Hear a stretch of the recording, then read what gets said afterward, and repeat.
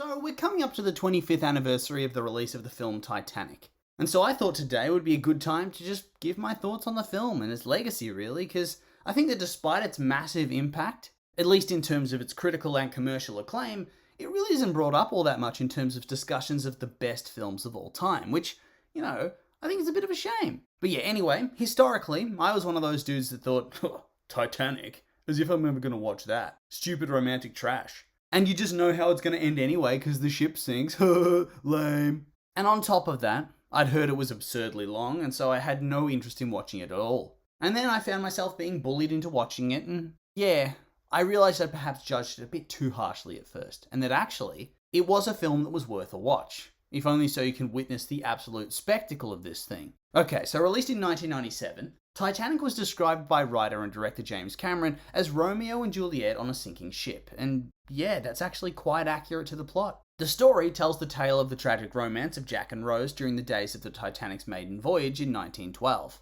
blending historical events and characters with pure fictionalized elements. It's a true love against the odds type of story. Rose is an upper-class woman, originally hailing from Philadelphia, and who is engaged, somewhat against her will, to the cruel and conniving Cal Hockley. An engagement that's been facilitated so that she and her mother, mostly her mother, are able to maintain their lifestyle after being left destitute by the death of her father. How wholesome. Meanwhile, on the other end of the spectrum, we have Jack, a working-class man from Wisconsin who's been travelling the world and won 2 third-class tickets in a poker game. They eventually meet, and after saving Rose from a bungled suicide attempt, they slowly begin to bond and fall in love, eventually consummating their relationship and deciding that they'd disembark together at the end of the voyage, only for the ship to sink and everything to go to hell. And so begins their desperate attempt to avoid dying as they contend with Cal, who's outright trying to kill Jack, Cal's crazy henchman, and then of course, the freezing water that encroaches more and more as you go along during the plot. And then, at the very end of all that, they plunge into the water, and Jack freezes to death. Whilst Rose survives and goes on to live a full and complete life. And then they're reunited at the end of the film in some sort of afterlife encore type of thing. It's never really made all that clear, but yeah, this movie really did become an instant classic in almost every respect. It was released, and it set the world on fire completely and utterly. Originally considered financial suicide, the film had a budget of $200 million. Only $80 million less than the combined Lord of the Rings films. This thing had a gargantuan budget, and was a huge risk for Fox, for Paramount, for any investors. Imagine being told that this guy wants to do a tragic romance on a ship, but actually builds the ship. I mean, you'd be shitting your pants hoping this thing's going to pay off. But in the end, it did. It well and truly paid off for everybody involved because this film broke records, and that's putting it lightly. It became the first film ever to gross $1 billion in its original theatrical release, and became the second ever film to cross $2 billion in its 3D re-release in 2012, on the 100th anniversary year of the Titanic's maiden voyage and sinking. Pretty impressive. And so now it sits at a total box office gross of $2.1 billion, and holds the record for highest grossing film of all time until the release of Avatar in 2010, another James Cameron film. I mean, the dude just doesn't seem to miss, does he? Box office gold, this man. So yeah, in terms of its financial impact, this is just one of the biggest and most successful films of all time. And it's one of the few that isn't part of a franchise. It's just a standalone success, a phenomenon all of its own. It just blew up.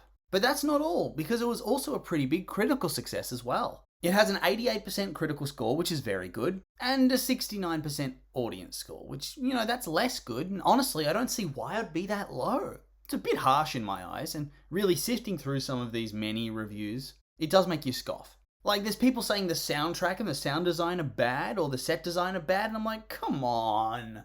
That is a galaxy brain take. I mean, I feel like the actual visuals, the design side of things, the audio side of things, it's peak cinema. The writing, yeah, you might have some issues with that, and that's fine. But the rest, come on. But yeah, the thing won a shit ton of Oscars, and most importantly among these, it won Best Picture, so it had a lot of acclaim and a lot of success. And honestly, it really isn't hard to see why. It really does the whole doomed romance thing really well. You get suckered in. You know for a fact, coming into the film, the ship is going to sink. But everything's so peaceful and serene for so long. You see Rose struggling with her abusive fiancé, and falling in love with this charming and enigmatic man. You get swept up in it. That drama. To the point that when the iceberg stuff does start to happen, you're thinking, oh shit. And then the dread starts to build. The film's been so happy and carefree for the most part. You think that everybody's going to survive, that the heroes are going to triumph and live happily ever after. The end. All through that disaster part of the film, you get the sense that Jack and Rose, they're going to make it. They endure so much hardship together. It feels inconceivable they'd actually die until you see Jack dead, frozen in the water, and see him drift under and disappear.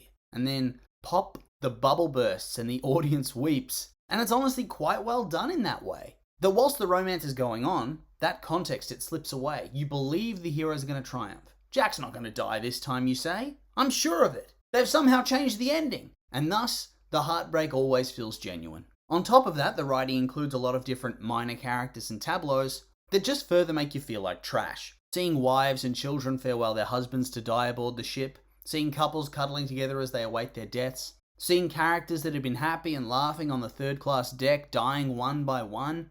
It's bleak and depressing and heartbreaking. And it further sells the lie that Jack and Rose are going to win, because if all this terrible stuff's going on around them, then surely they get the happy ending. It needs to balance itself out, right? Wrong. On top of that, the villain gets away with what he does. Sure, he loses the diamond and then kills himself 17 years later, but in terms of consequences that we actually get to see, not really much. The guy lives. He gets an insurance payout for the diamond. And so it's really not all that terrible for him. And so it just compounds that tragedy, because in the end, the bad people live on, the good people die, and it's just a complete tragedy and shit show. And then they send you off happy, with her seeing Jack in Titanic heaven or whatever that is. I don't know, it's not really explained. And it's all good. The end. And yeah, obviously, it's not just the writing that was really good. Pretty much every aspect of the film is done well, from the directing by James Cameron to the set designs, the costumes, the acting. It's all really well done. But where I think the film truly excels is in the sound, both the sound design and the soundtrack. In terms of the sound design, it's a masterclass, especially when the ship's sinking. Hearing the ship breaking apart, the rushing of the water, the underwater sequences, it perfectly adds to the chaos of everything going around and makes the film feel complete. And on top of that, we then have the soundtrack. Obviously, there's My Heart Will Go On, which is just completely and utterly iconic, but the rest of the soundtrack's really great as well. I think there's a track, Heart of the Ocean or something like that. It's probably the best example of how truly epic the soundtrack is. Masterpiece. And so yeah, beyond this, I really don't have much else to say. This video, really just an appreciation post about how truly magnificent this film is, and was. And I guess also serves as a bit of a lament that it doesn't seem to be quite as popular as its box office and its critical reception would have suggested. But anyway, with all that being said, these are just my opinions, and now I'd like to hear yours. What do you think of the Titanic movie? You like it, hate it, think it's overrated, underrated? I'm curious for your thoughts, so make sure to like, comment, subscribe, and let me know.